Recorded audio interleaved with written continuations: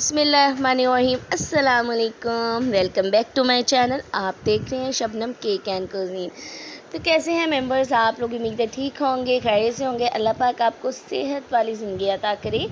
और आज मैं आप लोगों के लिए बहुत ही मज़ेदार सा चना पुलाव बिरयानी की रेसिपी लेके आई हूँ। एक एक दाना अलग कैसे बनेगा, मुकम्मल टिप्स और ट्रिक्स के साथ मैं आप लोगों को गाइड करूंगी। बहुत ही अमेजिंग रेसिपी है, लास्ट तक देखिएगा। चलिए बनाना स्टार्ट करते हैं। बिस्मिल्लाहिर्रहमानिर्रहीम। तो यहाँ पर मैंने 1 पाव चने लिए थे, उसे मैंने सारी रात भिगो दिया था। तो फिर अब मैं इसे प्रेशर कुकर में ऐड करके इसकी यखनी तैयार करूँगी। इसमें हम ऐड करेंगे नमक 1 चम्मच, हल्दी 1 टीस्पून, और कोरिएंडर 1 टेबलस्पून, सौंफ 1 टेबलस्पून, और पानी ऐड कर देंगे। 15 मिनट का प्रेशर लगाएंगे। 15 मिनट में हमारे चने ज़बरदस्त से गल जाएंगे। तो मिलते हैं 15 मिनट के बाद। 15 मिनट हो गए हैं, ये देखें माशाल्लाह से ज़बरदस्त से चने हमारे गल चुके हैं। यही कंडीशन हमें चाहिए थी। अब हम ग्रेवी रेडी कर लेते हैं। ग्रेवी के लिए मैंने एक पैन में आधा कप ऑयल ऐड कर दिया था। ऑयल गर्म हो गया है। अब मैं इसके अंदर ऐड कर रही हूँ प्याज। 4 अदद मैंने प्याज लिए थे, उन्हें मैंने बारीक सा काट लिया था। अब हम इसे तब तक पकाएंगे जब तक थोड़े से गोल्डन नहीं हो जाते। ये देखें प्याज गोल्डन होना शुरू हो गए हैं। इस स्टेज पे हम इसमें गरम मसाला ऐड करेंगे, बड़ी इलायची, दालचीनी, बादियान के फूल, और काली मिर्च, लौंग और हरी इलायची, ये सब ऐड कर देंगे। और 1 चम्मच ऐड करेंगे ज़ीरा। ऐड करके हमने इसको तब तक भूनना है जब तक कि प्याज हमारे लाइट गोल्डन ब्राउन नहीं हो जाते, और हमारा साथ में गरम मसाला जो है वो भी फ्राई हो जाएगा।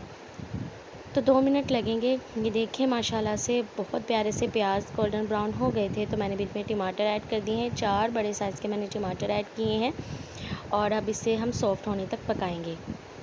टमाटर सॉफ्ट हो गए थे। अब मैं ऐड कर रही हूँ इसमें अदरक और लहसुन का पेस्ट, 2 टेबलस्पून है ये, ठीक है। और इसे हमने अच्छी तरीके से फ्राई कर लेना है।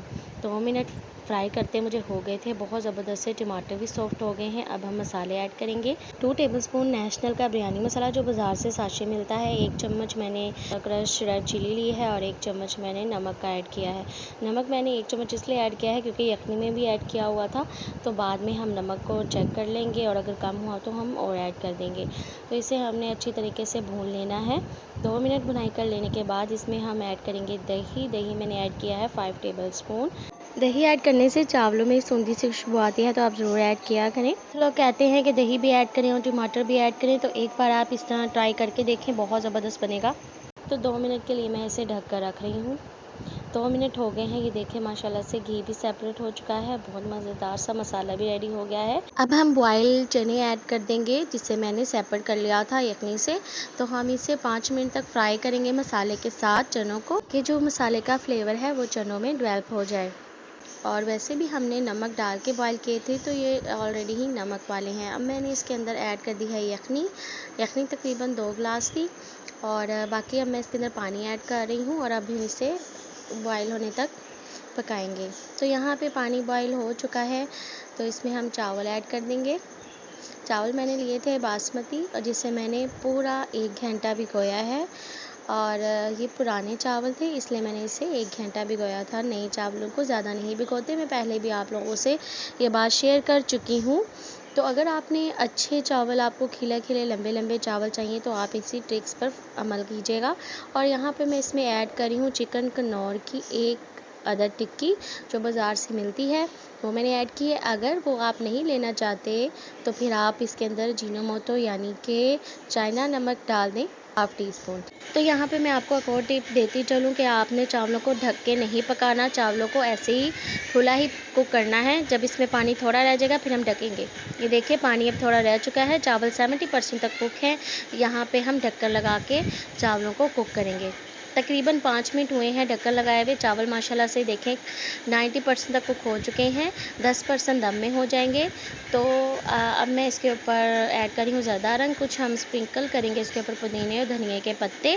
हरी मिर्च ऐड करना चाहें तो वो भी ऐड कर सकते हैं। 10 मिनट का दम लगाएंगे।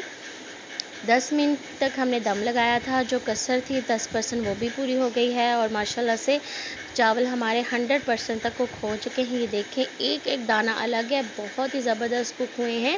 جو میں نے ٹپس اور ٹرکس بتائی ہیں اسے آپ نے فالو کر لینا ہے. اگر آپ کے پاس نیو چاول ہو تو جب آپ چاول ایڈ کرتے ہیں تو اسے بھی آپ نے کھول کے ہی پکانا ہے, لیکن آپ اس میں 2 ٹیبل اسپون سرکہ ایڈ کر لیں. چاول کبھی بھی نہیں جڑیں گے, علیحدہ علیحدہ پکیں گے. میں آپ لوگوں سے کچھ بھی نہیں چھپاتی, ایز اٹ از سب کچھ ویسا ہی بتاتی ہوں جیسا کہ میں کوک کرتی ہوں. اگر آپ میری بنائی ہوئی ریسیپیز پہ اسی طرح عمل کریں گے تو بالکل پرفیکٹ اسی طرح سے آپ کی بھی ریسیپی ریڈی ہوگی. میں نے چاولوں کے اندر بریانی مسالہ جو ہے وہ بازاری ایڈ کیا تھا نیشنل والوں کا, کیونکہ میرا ہوم میڈ مسالہ ہے وہ ختم ہوا ہے اور میرے پاس گرائنڈر اس ٹائم اویلیبل نہیں تھی, تو میں نے پھر بنایا نہیں. اب میں دوبارہ جب ہوم میڈ مسالہ ریڈی کروں گی تو آپ لوگوں کو اس کی ریسیپی بھی ضرور دوں گی. تو اگر آپ کو میری ریسیپی پسند آئی ہو تو لائک کرنا, میرے چینل کو سبسکرائب کرنا. جو نئے ہیں ممبرس, آپ لوگوں کی وجہ سے مجھے بہت حوصلہ ملتا ہے, تو پلیز پلیز سبسکرائب کیے بغیر مت جائیے گا جو نیو ممبر ہیں. تو نیکسٹ انشاءاللہ میں اور مزیدار سی ریسیپی لے کے آؤں گی اور تمام سیکرٹ ٹپس اور ٹرکس بھی آپ لوگوں کے ساتھ شیئر کرتی رہوں گی, کچھ بھی نہیں چھپاؤں گی. بس آپ لوگ میرا ساتھ دیتے رہیں, اسی طرح مجھے سپورٹ کرتے رہیں. تو آپ مجھے دعاؤں میں یاد رکھیے گا. آپ لوگ بھی خوش رہیں, آباد رہیں. تو نیکسٹ انشاءاللہ اور امیزنگ ریسیپی کے ساتھ, بہت ہی یونیک ریسیپی کے ساتھ آؤں گی. تب تک کے لیے ٹیک کیئر, اللہ حافظ.